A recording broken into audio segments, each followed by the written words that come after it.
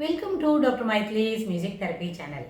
இன்றைய பதிவிலையும் socialisation, self esteem, personality என்ற தலைப்பில் சில செய்திகளை நம்ம பகிர்ந்துக்கலாம். சென்ற சில பதிவுகளாகவே ஒரு சோஷியல் இன்ட்ராக்ஷன், ஹோம் ஃப்ரண்ட்டில் எப்படி இருக்கணும், சோஷியல் இன்ட்ராக்ஷன் ஒரு கெட் டுகெதரில் எப்படி பழகணும், இதனால் நம்மளோட செல்ஃப் எஸ்டீம், தன்னம்பிக்கை, தன் முனைப்பு அது எவ்வளோ தூரம் சிறப்பாக மேலுக்கு வரும். இந்த தன்முனைப்பு, தன்னம்பிக்கையெல்லாம் பெருசாக இருந்தால் நம்மளோட personality makeup, that is the mask which we are wearing to interact with others, அது எந்த அளவுக்கு சிறப்பானதாக அமையும். இந்த கான்டெக்ஸ்டில் இந்த மாதிரி லிங்க்கில் தான் நம்ம இப்போ செய்திகளை பகிர்ந்துக்கிட்டு வரோம். ஸோ இந்த அடிப்படையில் ஒரு சின்ன குழந்தை இருக்குதுன்னு வைங்க. சின்ன குழந்தைன்னு சொன்னால் எப்படி, how we can say early childhood இல்லைன்னா லேட் சைல்ட்ஹுட்டில் ஒரு 9-10 இயர்ஸில் ஒரு பசங்க இருக்குது அப்படின்னா அந்த பிள்ளைங்களுக்கு நம்ம ஒரு ஐடியா கொடுக்கணும். அவங்களோட தன்னம்பிக்கையை நம்ம வளர்க்கணும். எப்போவுமே கைண்ட்னஸ் இன் வேர்ட்ஸ் கிரியேட்ஸ் கான்ஃபிடென்ஸ் அப்படின்னு ஒரு ஃப்ரேஸ் சொல்லுவாங்க. எப்போவுமே பெரியவங்களாக இருந்தால் தனக்கு கீழே இருக்கிறவங்களுக்கு தன்னம்பிக்கையை வளர்க்குற மாதிரி பேசணும். அது அவங்களோட அடலசன்ஸ் தாண்டுற வரைக்கும் இந்த பிஹேவியரை பெரியவங்க வளர்த்துக்கணும். அதேமாதிரி ஒருத்தவங்களுக்கு 40 வயசு ஆயிருக்கு, அவங்களுக்கு வயசு குறைவாக இருக்கிறவங்க ஒரு 35 வயசில் ஒரு 30 வயசில் இருக்கிறவங்களோட அவங்க பழகணும்னு சொன்னால் அவங்களுக்கு தன்னம்பிக்கையை வளர்க்குற மாதிரி what ever they are doing is really good, they continue to be good அப்படின்ற அந்த கான்செப்டில் அவங்களுக்கு சொல்லிக் கொடுக்கணும். ஆனால் இது எப்போவுமே ஒரே மாதிரி இருக்கணும்னு சொன்னால் அந்த வயசு குறைவாக இருக்கிறவங்களுக்கு விஷயம் தெரியல, I am ready to learn from you அப்படின்னு அவங்க சொன்னால் தான் அவங்க கான்ஃபிடென்ஸ் கொடுத்து பாடம் சொல்லி கொடுப்பாங்க, கான்ஃபிடென்ஸ் கொடுத்து செய்திகளை பகிர்ந்துப்பாங்க, கான்ஃபிடென்ஸை முன்னிறுத்தி அவங்களோட பழைய புது விஷயங்களை பகிர்ந்துப்பாங்க.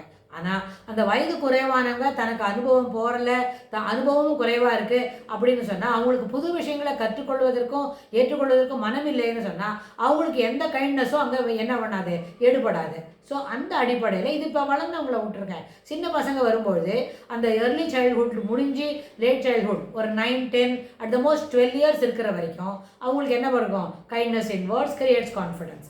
Even they are financially poor, சிலவங்க இருப்பாங்க அவங்களுக்கு பணம் உள்ளவங்க, அவங்கக்கிட்ட வரும்போது கைண்ட்னஸ் இன் வேர்ட்ஸ் கிரியேட்ஸ் கான்ஃபிடென்ஸ்.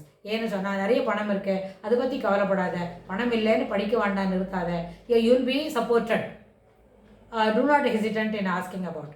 எனக்கு இது மாதிரி ஃபீஸ் கட்ட முடியலன்றத ஒரு சின்ன கோடு காமிச்சாலே போகிறோம், நான் 1 வருஷத்துக்கு உனக்கு ஸ்கூலுக்கு கொண்டு ஃபீஸை கட்டி விடுறேன் அப்படின்னு ஒரு பணம் உள்ளவங்க படிக்கிற பசங்களுக்கு ஒரு நம்பிக்கை ஊற்றினா அதுபோல் அது அந்த இடத்துல த super power will appreciate your act அப்படின்னு இருக்கும். So in continuation to that அப்போ என்ன செய்யணும், பிள்ளைங்களுக்கு முடிவெடுக்கிற ஒரு வாய்ப்பை அவங்கள்ட்ட ஒரு வாட்டி கொடுக்கலாம். பெரிய பெரிய விஷயங்களுக்கு இல்லை, அவங்களோட டே டு டே ரொட்டீனுக்கு. இப்போ எத்தனை மணிக்கு நீ ஹோம்ஒர்க் பண்ண ஆரம்பிக்க போகிற அப்படின்னு கேட்டால் 10 நிமிஷத்தில் வரியா, 1/2 மணியில் வரியா அப்படின்னு நம்ம கேட்டுக்கிறோம்னு வைங்க. அது உடனே சொல்லும் 10 மினிட்ஸ் சொல்லும்.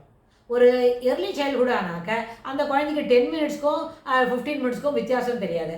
ஸோ அதனால 15 மினிட்ஸ்ன்னு சொன்னால் 2 நாள் கழிச்சு வரும்னு நினச்சிக்கோ. அது ஆனால் ஒரு வளர்ந்த பசங்க மணி பார்க்குற டைம் பார்க்குறதுக்கு தெரியும். 15 மினிட்ஸ்க்கும் 25 மினிட்ஸ்க்கும் அவங்களுக்கு வித்தியாசம் தெரியும். அதாவது 15க்கும் 25க்கும் வித்தியாசம் தெரியும். அந்த மினிட்ஸுன்றதும் இந்த நம்பரும் ஒரு மாதிரி தான் இருக்கும்னு அந்த பிள்ளைங்களுக்கு குட்டி, அதாவது ஏர்லி சைல்ட்ஹுட்டில் இருக்கிறவங்களுக்கு அது புரியாது. அதனால் அது என்ன பண்ணோம், 40 மினிட்ஸ் அப்படின்னா அதனால 2 நாள் கழிச்சு தான் அந்த 40 மினிட்ஸ் வரும் போல் 2 ராத்திரி ஜாலியாக தூங்கலாம் அப்படின்னு அது நினைக்கும். அது அப்போ வரும்போது அது சின்ன குழந்தைக்கு அந்த அளவுக்கு புரிதல் இல்லை.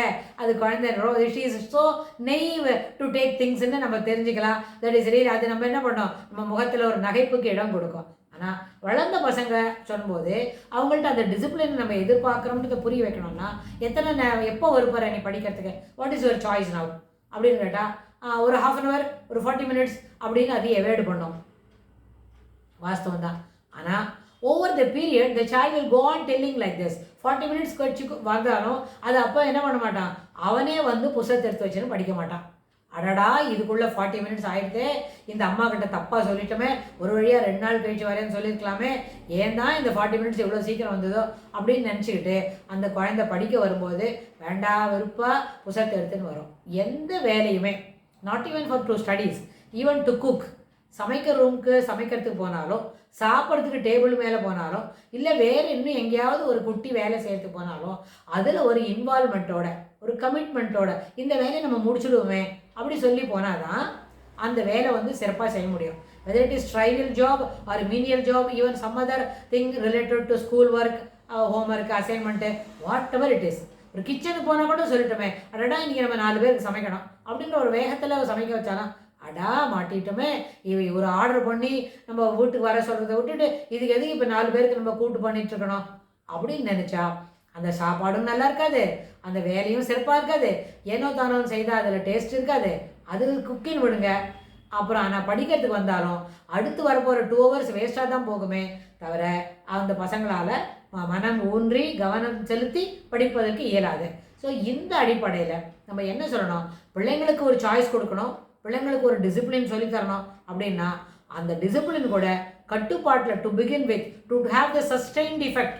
அப்படின்னா அந்த சஸ்டெயின்ட் இஃபெக்ட்டுக்கு தொடர்ந்து நம்ம மானிட்டர் பண்ணின பிறகு பற்றியா இப்போ 40 minutesல வரேன்னு சொன்னோம், வந்தவுடனே இந்த 2 பாடத்தையும் 1 hourல படிச்சுட்டோம் பாரு அப்படின்ற அந்த நாலேஜ் ஆஃப் ரிசல்ட்ஸையும் கூடவே சேர்த்து கொடுத்தா அந்த டயத்துக்குள்ளே நம்ம இருத்திக்கணும் அப்படின்ற அந்த பழக்கம் வரும். ஸோ டிசிப்ளின் வந்தால் தான் படிக்க முடியும்.